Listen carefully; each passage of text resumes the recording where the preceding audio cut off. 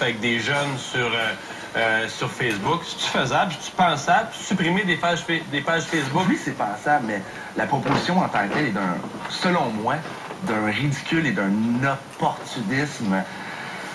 Ben, on va séparer deux mots. C'est deux affaires.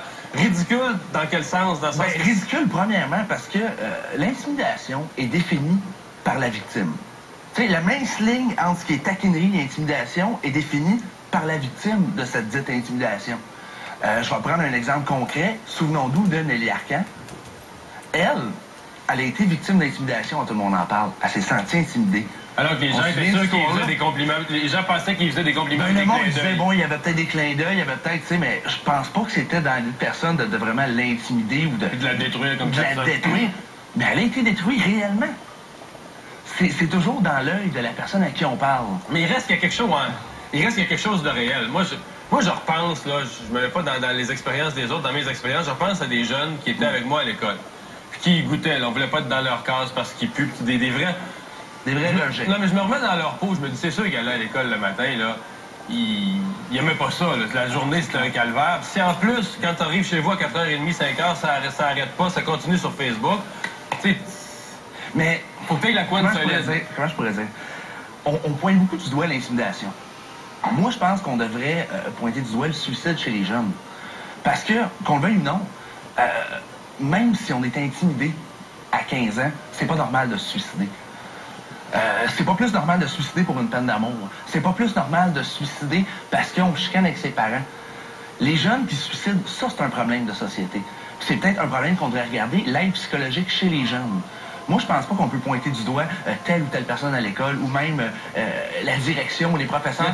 La jeune Marjorie, aussi triste que peut être l'histoire, là, avait des amis, avait des bons parents, avait des... Puis je suis certain que la... Oh, mon Dieu. Je vais dire que la majorité des adolescents ne se seraient pas suicidés dans cette situation. Mais parce qu'elle, elle voyait... Elle voyait, puis elle vivait un enfer, oui. Mais faut... Tu sais, il y a l'état mental de la personne qui reçoit l'intimidation. On connaît pas le fond de l'histoire. Puis je suis bien tanné de voir le monde juger les autres jeunes, l'école, les parents là-dedans. Non, parce qu'on a beaucoup commenté l'histoire sans tout le connaître. Exactement. Aussi. Je te ramène sur les réseaux sociaux. La faisabilité de ça, là, si on décidait de fermer des pages Facebook, la France là, regarde la même chose. Il faudrait quoi faire une entente avec Facebook, le gouvernement surveillerait ça. C'est pas de toute façon, Facebook, si on ouvre un groupe, moi j'ai signalé des groupes, supposons qu'il y avait des groupes haineux, racistes, des pages qui se formaient, on les signale sur Facebook et Facebook les enlève. Pas besoin d'avoir de projet de loi là. S'il y a vraiment quelque chose de définitivement haineux sur Facebook, on n'a qu'à le signaler. Il y a un code d'éthique de Facebook. Il y a un code d'éthique de Facebook. C'est pareil pour la pornographie sur Facebook. Quand même, il y a des mécanismes qui sont en place pour pas que ces choses-là se passent. De là à définir précisément ce qui est de l'intimidation, parce que là, c'est ça, où est-ce que va commencer et va finir l'intimidation? Moi, là, je fais des critiques. Toi, sur ton site, ça brasse, puis il y a des gens d'ailleurs qui...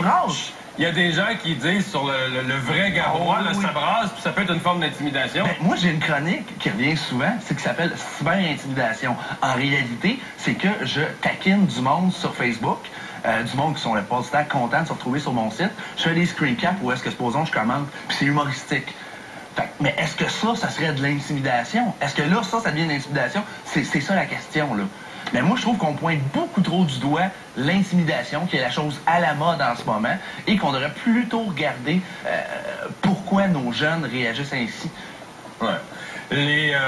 T'as dit tantôt, la proposition, elle est ridicule et opportuniste. Ben oui, moi, ça me fait penser, je sais pas si on se souvient, au début de l'année, Pauline Marois, quand il y avait eu les accidents nucléaires au Japon, puis tout d'un coup, a pris position contre Gentil. Tu sais, contre Gentil, c'est un opportunisme crasse. Puis là, tu penses que le PQ, d'une certaine manière, veut récupérer l'événement, puis avoir l'air de faire une proposition dans la même semaine pour s'en occuper? Oui, parce que là, le monde sont là, puis ils disent, ça prend des solutions tout de suite.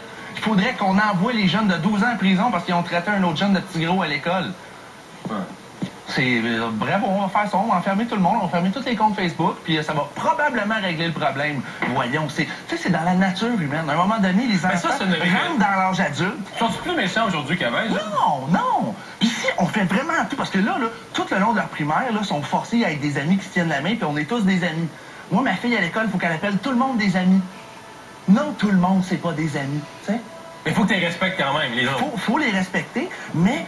Au moins, tu les endures. Oui, mais Jean-François Mercier a dit quelque chose de super intéressant aujourd'hui sur Facebook. Il a dit, faut arrêter de s'en faire avec les mots, mais ce qui est important, c'est le mépris qu'il y a en arrière des mots. Si à un moment donné, quelqu'un arrive à la table à la cafétéria, puis on lui dit juste, non, tu t'assois pas là, ici, c'est nous, c'est tout aussi blessant que se faire traiter de gros, laid, de con, de conne. Le mépris, le rejet, c'est ça qui est blessant. C'est ça qui frappe. Et c'est pas tant les mots utilisés. Parce qu'on peut être l'un devant l'autre comme ça, puis je peux dire, Mario, t'as donc bien de la bedaine, puis tu peux me dire, Gab, t'es donc bien roux, on va faire ha ha ha. C'est pas dans les mots le problème, c'est dans le mépris. Merci. Continue la réflexion.